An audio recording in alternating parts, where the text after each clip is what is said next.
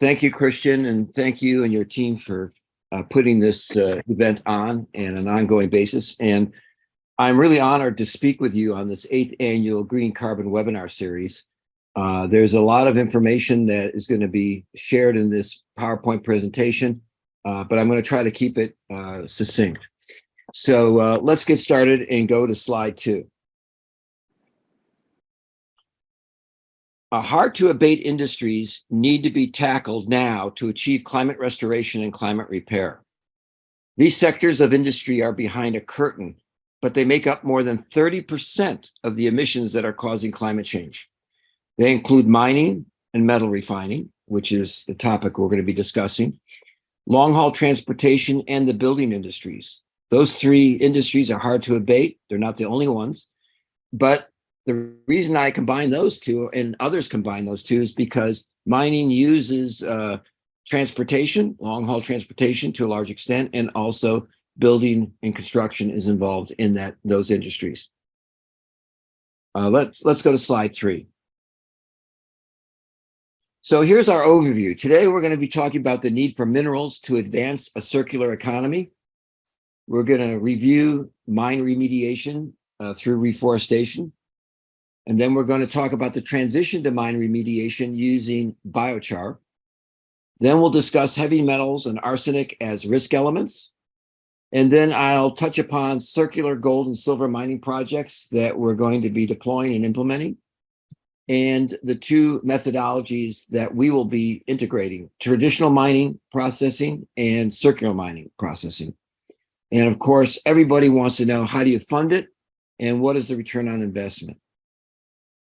Back in March of 2020, with the shutdown of much of the world due to COVID-19, Angela Merkel, then the Chancellor of Germany, and by the way, Angela Merkel has a doctorate in quantum chemistry and is a practicing scientist. And her colleague, Ursula von der Leyen, the president of the European Commission, proposed a recovery similar to that of post-World War II Marshall Plan, which was then formerly known as the European Recovery Plan. The US-sponsored program was designed to rehabilitate the economies of 17 Western and Southern European countries in order to create stable conditions in which democratic institutions could survive and could withstand the Iron Curtain. That's what Churchill called it. In the original Marshall Plan, Secretary of State Marshall, not named after me, obviously named after him, advanced the idea of a European self-help program to be financed by the United States through US savings bonds. It became the genesis of what is known today as the 24-nation European Union, and it was based upon traditional industrialization and the might that it brings and the wealth it brings. Back then, the victors were unaware that traditional industrialization would lead to today's climate crisis, today's anthropogenic, that is human-caused, climate change and impacts. Today, the EU recovery program that was premised back in 2020 of March is based on a circular economy approach in which there will be a transition towards zero waste.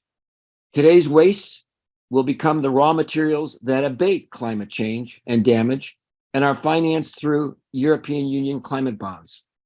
Since March 2020, there have been over 2+ trillion euros in climate bonds issued in this endeavor. Now, of course, other elements have interfered, like the war in Ukraine and other political events, but it's still in process. So let's go to slide 4. Today's renewable technologies require minerals and metals. Without them, we can't build the electronic vehicles or the EV batteries or the blades for the wind programs that we're doing around the world. And we're beginning to see the sourcing and consumption of raw materials take on financial, political, and strategic imperatives. And in this slide, I underlined the most important element. 10% of the European Union's consumption of strategic raw materials should be mined in the EU. In addition, 15% of the Union's annual consumption of each critical raw material should come from recycling. The source of that is Euroactiv. And I also noticed that there are other publications like McKinsey have been quoting the same numbers. What we're seeing here is not just the use localization of its raw materials and its metals, but we're seeing it all over the world, including in the United States and North America and in China. Let's go to slide 5. Up until recently, mine remediation, for the most part, has taken place through what's known as reforestation. Reforestation will continue to play a role in mine remediation, and it will not go away. It's required. However, a transition has begun toward mine restoration through the use of a material known as biochar. Let's go to slide 6. So most of you attending this forum are familiar with what is biochar. However, for those watching today who are unfamiliar, biochar is a highly stable form of carbon that is produced by heating organic material in the absence of oxygen using low temperature pyrolysis. Now, there are other methods to create biochar, but that's the one that we believe is the most resilient and best and easily deployed. It can be used to remediate mines by filtering borehole water so that it can be recycled and reused in mining and operations. A lot of water is needed in mining. You cannot believe the amount of water that's used. It's tremendous. It can also be employed to restore soil to an environmentally sustainable condition at mining sites, as well as to sequester carbon. The difference of what we're doing here is taking depleted mines. Up until now, we've been dealing with depleted mines and mining properties, and I've been involved in a few of those. But now we're going to implement these practices that we're bringing to the table together with active mining properties. All right, slide 7, please. Biochar can be applied as an excellent tool for mining site remediation, as I said previously. For perspective, to give you a perspective on this, 1 sugar cube worth of high carbon biochar has the surface area of, in the United States, Giant Stadium in New Jersey, including all the seats, offices, locker rooms, parking structures in the field. This might be equivalent in the UK to Wembley Stadium in London or Camp Nou in Barcelona, Spain, for all you sports fans out there. The significance of adding biochar to a contaminated land and water is that it can work as a sorbent for solution phase metals. We've done this and we will do it again. As you can see from these 2 images on the screen here, biochar looks like a carbon sponge. Its superpower is that it is an adsorbent, and I state adsorbent, AD, not AB, not to be confused with absorbent, absorption. Adsorption is the process in which atoms, ions, or molecules from a substance, which could be a gas, liquid, or dissolved solid, adhere to the surface of the adsorbent. Here, the adsorbent is a piece of char or made from some waste material, usually woody biomass or other organic material. And adsorption is a surface-based process where a film of adsorbent is created on the surface, while absorption involves the entire volume of the absorbing substance. Absorption is the process in which a fluid is dissolved by a liquid or a solid, just as when you drink water, that then brings oxygen to the bloodstream and nourishes our brains. Now I'm going to show the next few slides. Let's go to slide 8, Mark. Here are examples where biochar has been used in mine remediation. And when I'm showing you before and after images. So these have been studied since 2013 through 2015 by Andrew Harley, who's the mine director at SWCCA. And here you see a coal mine before and after with biochar, and you see a gold mine in Rio Grande, Texas, before and after with biochar. Mark, let's go to 9. So we also can deal with what are known as dispersed tailings. Tailings are one of the primary wastes that come out of the mining process. Tailings are usually composed of not only some of the metals that you're mining, but that cannot be extracted because they're commingled with metalloids like arsenic. Arsenic is heavily used especially in gold and silver mining, but other mining operations, and other chemicals that are used in the mining operation. And they're highly toxic, and they're usually left on the ground. Here you see the Waldorf mine in Colorado before biochar was used in the process of cleaning it up and after. Let's go to page slide 10, Mark. These are established processes for remediation as well as criteria for the use of biochar. There are a number of them, and this is a complex slide. So I'm going to make it simple like I did with the sugar cube and make it relatable to most people. I'm going to use an analogy, that of a patient in need of surgery.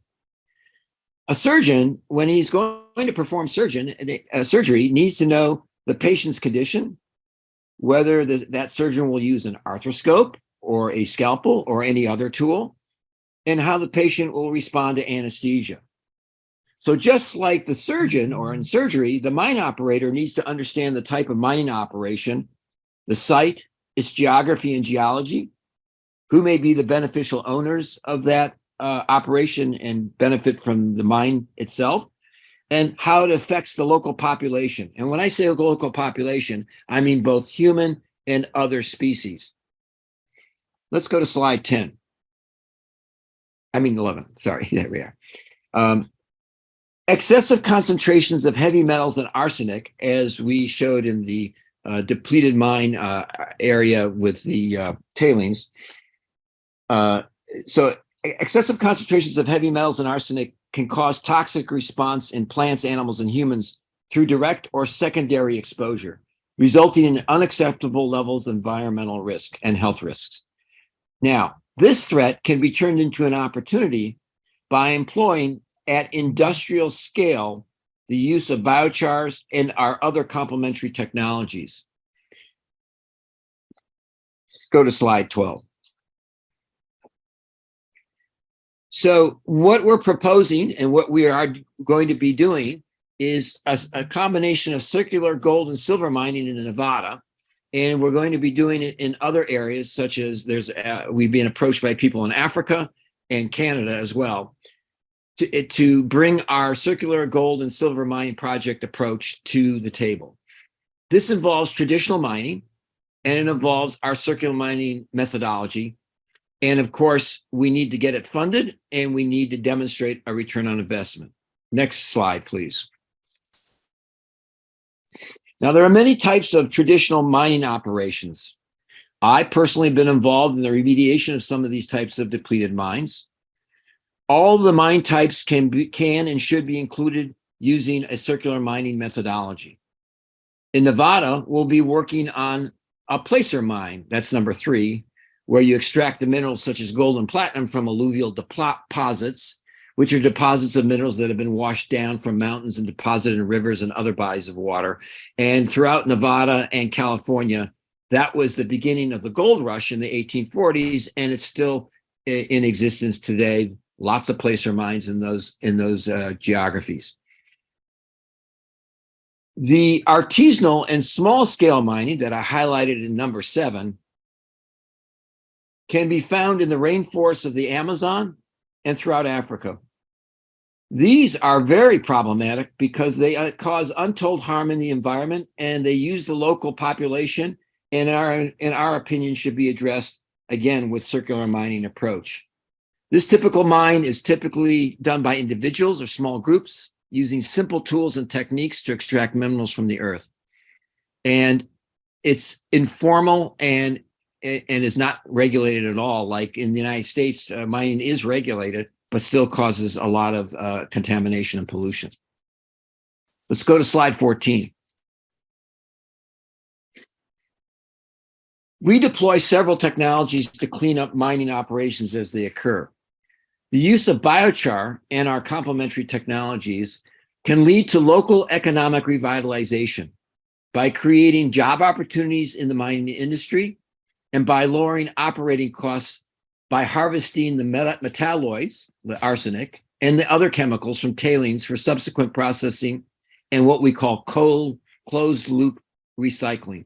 In other words, most people, when they're talking about recycling, they're talking about the end use products. Let's say from the mines you make electronic batteries, EV batteries, and you want to recycle those. And we definitely want to do that. And there's a process for that. But in the mining itself, we need to take the materials that we're using that are usually put into the tailings or into the water and recycle them and recover them, which we can do using especially 4 of our technologies, but we have other technologies as well. The basic technologies that we have is our pyrolysis systems that can take the syngas and convert it into electricity and run on through our Zajac engine, which is an ultra low emissions engine. And to give you a sense of the perspective on that, most engines are not hot wall reactors or cold wall reactors, and that's why you need a catalytic converter to run them to try to clean up the material, and you still have pollution. With the Zajac engine, we have ultra low emissions to 0 emissions. We put them on the back end of the pyrolysis systems, and they are able to generate the power that is required to bring the electricity to the location and to the people that are out there in the field.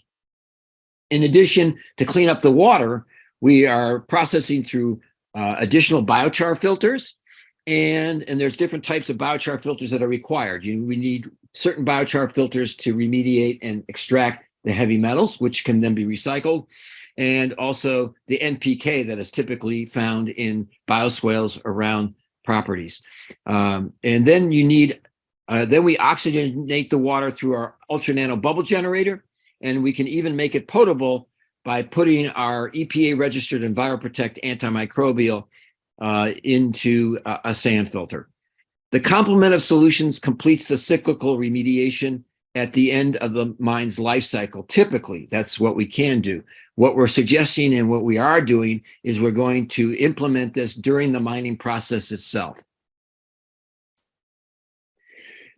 I also want to establish that when we do this, we incorporate the United Nations 17 Sustainable Development Goals and their 119 plus protocols so that we become a true proponent of equity, fairness, and wealth generation for both the mine owners as well as the local populations. Let's go to slide 15. Now, of course, the big question that everybody asks when we get involved in these things is, how do you fund this? So whether we finance our projects through royalty streaming revenues, and that's a new, royalty streaming has been around for a while, but it's taken off since the pandemic. And there's carbon royalty streaming, there's gold royalty streaming. It's a mechanism in which revenue, you're generating income through the revenue streaming, and you're also paying back any funds that you're putting into it. And also, of course, there's traditional project finance. For those who are financially astute, they know that major corporations like the big banks and the big investment banks provide traditional project finance. And of course, as I stated in the beginning of this presentation, there's the EU climate bond. And whether we finance our projects through any of these, the traditional project finance or royalty streaming, or the EU climate bond, we ensure that we always follow the EU climate bond taxonomies. Taxonomies are a set of rules, and these taxonomies are science-based, not just financially or politically based rules. That's really important because there's a big argument and discussion out there at all the COP conferences of how do we know that we're not going to have greenwashing in place. And I want to go to the next slide. So critical metals are in high demand. And what's important here is to meet these needs, we are ensuring that we can abate the danger to society while meeting the projected demand for critical metals, all the while restoring the soil and the water needed for mining and improving the air quality and the environment. Without mines, you can't get a circular mining, a circular economy going in any capacity, whether it's electronic vehicle batteries or whether it's the blades from windmills or power mills, wind power, or other renewable technologies. We need metals. So there's a projected demand for growth. The mining industry contribution to GHG emissions, soil contamination, water pollution needs to be abated, and we have the ability to do that. The data is out there, and when I say the IPCC report in this slide, I'm not referring to the 600-page report. That's done by politicians. You always go to the science. There's a 3,300-page IPCC report that was issued in April of 2022, and was supported again by NASA studies in July of 2022 that said actually the IPCC report was under reporting the seriousness of the threat of GHG emissions around the world. So we need to abate this danger to society. Again, arsenic and the toxic chemicals can be reprocessed. They are known carcinogens, and we can bring this home to everybody. And this should be, in our opinion, the tip of the spear in the use of biochar and other remediation. Not to say that we don't use remediation for soil amendment for farmers or other uses. They all have to be used. We have to do it all together. We need all hands on deck. Mark, go to the last slide. So here's our contact information if you need it. In the chat, I already put my LinkedIn connection. In addition to that, there's my WhatsApp number. But if you need to contact me and don't know me, I'm not going to take a call. I get a lot of calls from a lot of spam. So I would prefer that you use WhatsApp to connect with me and send me a text. Once you text me and I know who you are, then we can create a connection. The last comment I have to make before I hand back to Christian is that if anybody, we encourage everybody to be involved, whether on your own or together with us. So if you have the desire to be a part of this process, both financially or as a mining operator or as a mine owner or as a technology supplier, feel free to get in touch with us. Time is of the essence. We need all hands on deck. We welcome everybody. And Christian, I want to thank you for giving that my time to do this. And I hand it back to you for any questions, or we can go to the next presentation. Thank you very much, Marshall, and also Mark for the assistance. So the floor is open to any questions. So either you write them into the chat or you unmute yourself. So there were already some questions in the chat. The first question, no, that's not a question. So Jan Mume was asking, thanks, Marshall. How do you recover the adsorbed metals from the spent biochar? So that's a great question. And the secret sauce there, it's not a secret, is that what we do is we always ensure, by the way, in order to remediate a mining operation that has, let's say, $12.7 billion of gold and silver in the ground, and is usually identified through not only core drillings, but also through what's called NMR, nanomagnetic resonance. My analogy, again, I use a simple analogy. It's like going to the dentist and getting your teeth x-rayed so they see where the cavities are and where they need to drill, right? So that's what NMR is for mining operations. And by doing that, we know where the mining deposits are, and we can go straight to them. When we used biochar, we acquire these heavy metals in the biochar, and we need lots of biochar. I would say in a typical mining operation of about 12.7 billion over 20 years of extraction, or anywhere from 6 to 20 years, you need at least on an annual basis 2 million metric tons of biochar to help the remediation. But that's good news, because what do we do with the biochar? And that's the question. Once it has that material in it, we put it through our high process pyrolysis system, which can process 120 metric tons of this material a day. and it extracts and breaks down the tailings and the char itself, and we recover all the materials in a specific format, and that's the technology. We use pyrolysis and a few other technologies to do that. So hopefully that answers that. Go ahead. What's the next one?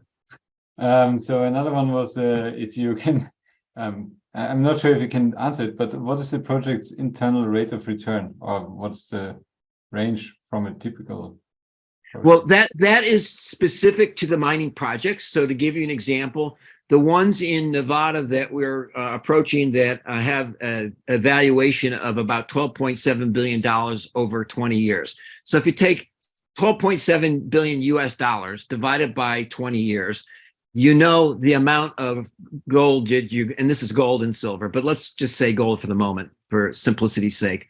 So back in 2015, when we began this process, gold was going for $1,300 a troy ounce. Does anybody know what it is today? I'll just tell you. It's over $2,000 a troy ounce. And that's because of the war in Ukraine, but also without the war in Ukraine, it would be around $1,900 a troy ounce.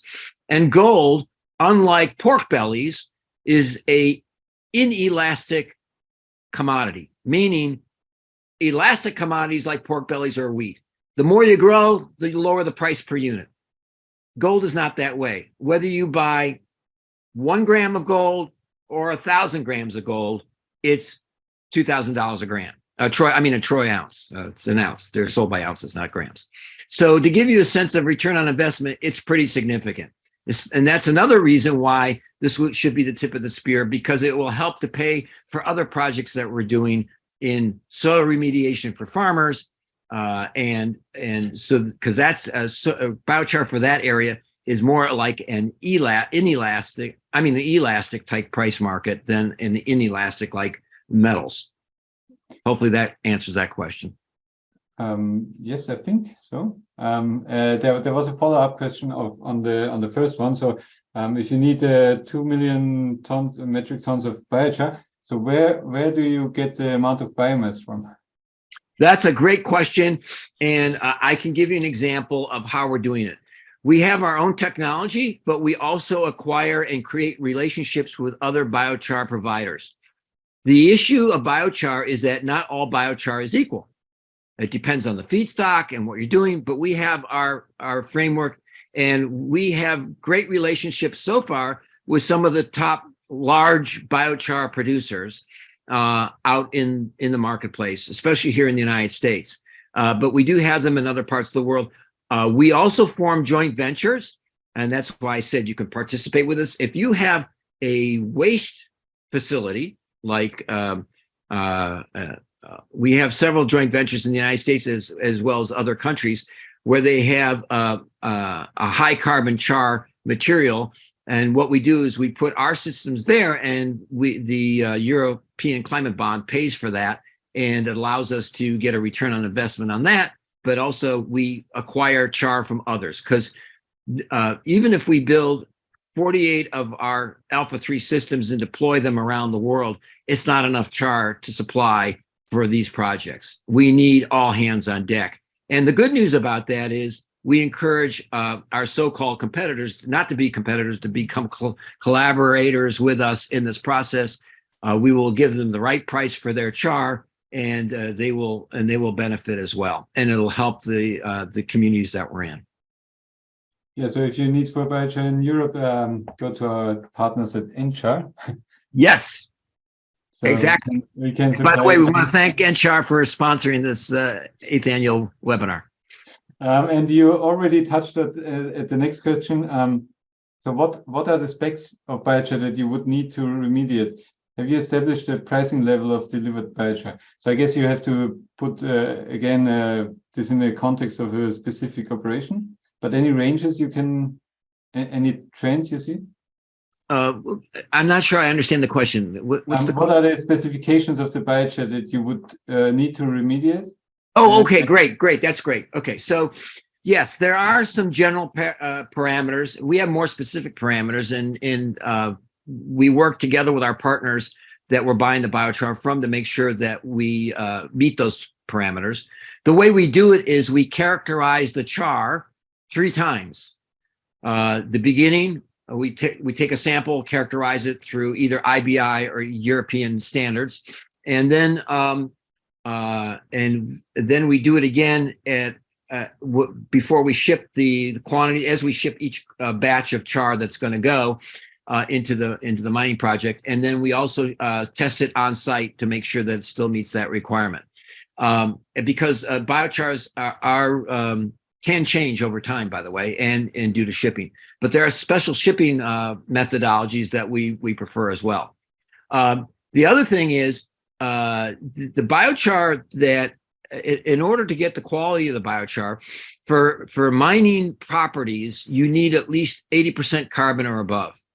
For a soil amendment, you need a 60% or above. So if we're using biochar, let's say in a post-remediation area, like I showed you in those slides, where we are cleaning up the, once we've cleaned up the tailings off the ground and we want to recover the soil, we need probably 60% carbon or above, and it needs to be a formulated char for that particular soil property. You just don't put biochar into the ground. A lot of people think that's what they do, and they do it, and then they find out that, as we understood under the cost action of biochar with the UK Biochar Center many years ago, that when you do that, the longitudinal studies show that you actually will deplete the soils. So you don't want to do that. It has to be mixed. And so 60% carbon char is great for that phase of the property near the end. But during the mining process, we prefer 80% carbon and above, and we have our specifications on how to do that. And the last very quick answer before we jump to the second presentation. Any price range you can tell the audience, because that was popping up several times for Sure. that you... Sure. So for mining operations, what we do is, excuse me, right, a little bit of a cough there. Hopefully it's not COVID, right?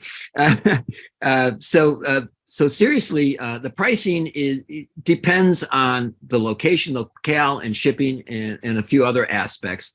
But generally speaking, right now, we're looking to obtain the elemental char that Mark and I call, and the rest of our team call. We call the char that comes out of the machine, out of the pyrolysis machine, elemental char. And if it needs to be formulated, we call it formulated char. Obviously, if it's organic, then it's biochar.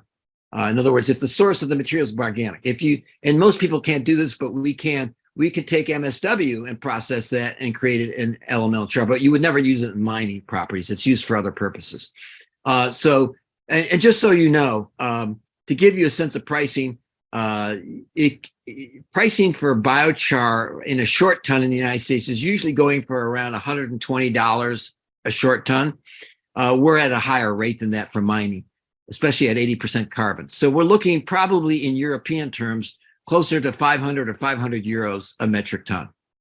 And then we use that, and we share in the revenue stream with our joint venture partners, and also with the people that are supplying us the char. We have different structures. We can just buy the char as is, and they can be a supplier, or they can be a significant strategic partner together with us. We prefer that, because then what that does, it allows our strategic partners to be able to do the right thing and meet the 17 Sustainable Development Goals of the UN, which we feel is really critical in this time and day and age.